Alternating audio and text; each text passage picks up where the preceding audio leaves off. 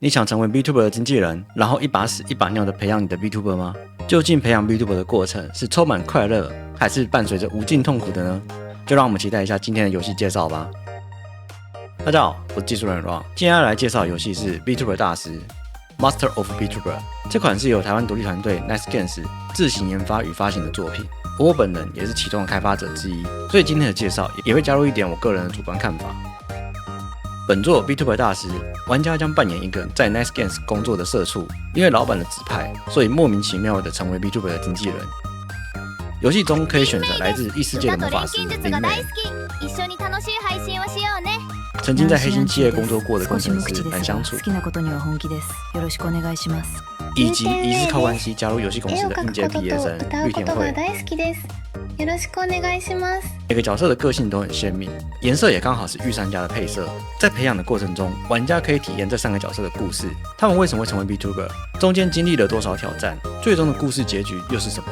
他們各自都有自己獨特的故事線。就拿我個人最喜歡的角色藍相處來講，他就是一個能力很強、性格自信又自負的人。後來当 VTuber 完全就是老闆看中他打遊戲很強而已，但恰好就是一個不經意的決定，也促使他開始與更多人的接觸，也成為他自身故事中的一個轉折點。那具體的故事如何，就交給玩家自行體驗了。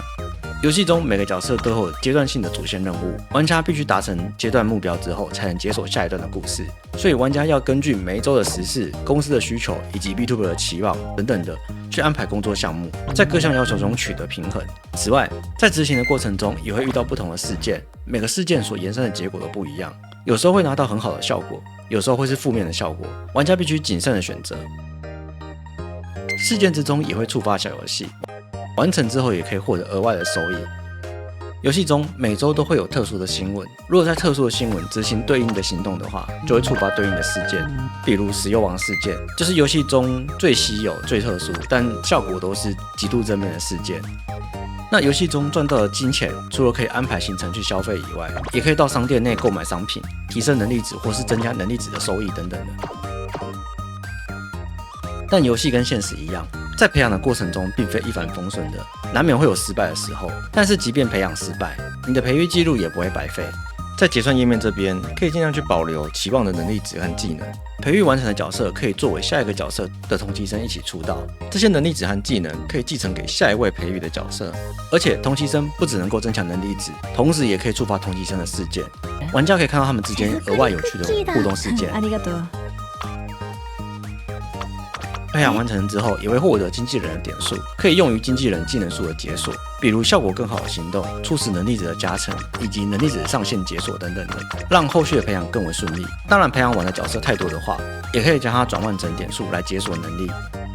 另外，值得一提的是，遊戲內容目前對應中日英韓5種語言，並且近期有重大更新。遊戲內全部角色全程都有日文配音，相較於之前的版本，目前遊戲體驗上就顯得沒有那麼乾了。整體遊玩的感覺可以說是提升了一個等級。